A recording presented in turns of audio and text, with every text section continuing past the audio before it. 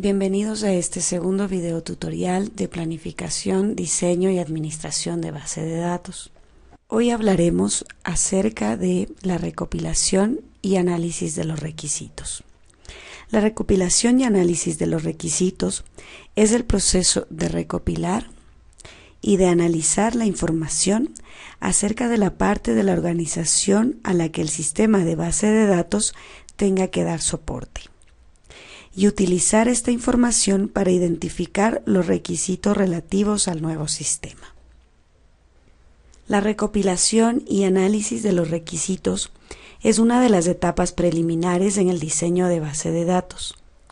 La cantidad de datos recopilados dependerá de la naturaleza del problema y de las políticas vigentes en la empresa. La identificación de la funcionalidad requerida de un sistema de base de datos es una actividad de importancia crítica, ya que los sistemas con una funcionalidad inadecuada o incompleta constituirán una auténtica molestia para los usuarios, lo que puede conducir a un rechazo o a una infrautilización del sistema. Sin embargo, también puede ser problemática una funcionalidad excesiva, ya que puede complicar demasiado un sistema, haciéndolo difícil de implementar, mantener, utilizar o aprender. Otra actividad importante asociada con esta etapa es la de decidir cómo resolver aquellas situaciones en las que haya más de una vista de usuario para el sistema de base de datos. Existen tres técnicas principales para gestionar los requisitos de un sistema de base de datos que tengan múltiples vistas de usuario. Y tenemos el enfoque centralizado, enfoque de integración de vistas y una combinación de ambas técnicas. Enfoque centralizado. El enfoque centralizado implica combinar los requisitos de las diferentes vistas de usuario en una única lista de requisitos. A la recopilación de las vistas de usuario se le asigna un nombre que proporciona algún tipo de indicación del área funcional cubierta por esa combinación de vista.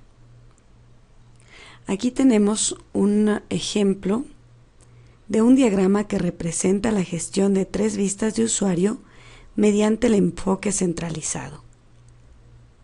Generalmente se tiende a preferir este enfoque cuando haya un solapamiento significativo de los requisitos de cada vista de usuario y el sistema de base de datos no sea en exceso complejo.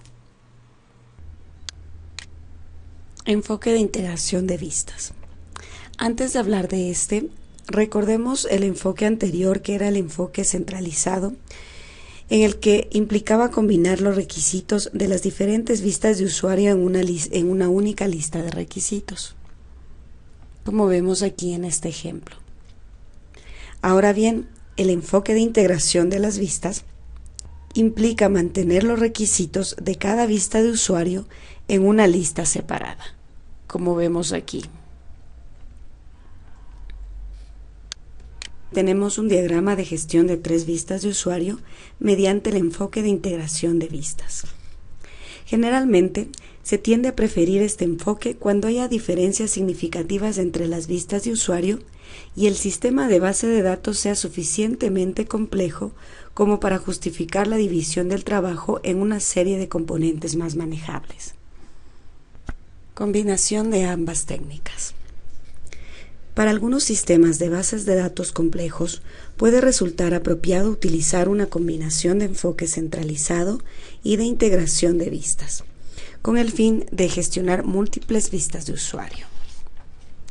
Por ejemplo, los requisitos de dos o más vistas de usuario pueden primero combinarse utilizando el enfoque centralizado, lo que resulta útil para construir un modelo lógico local de los datos.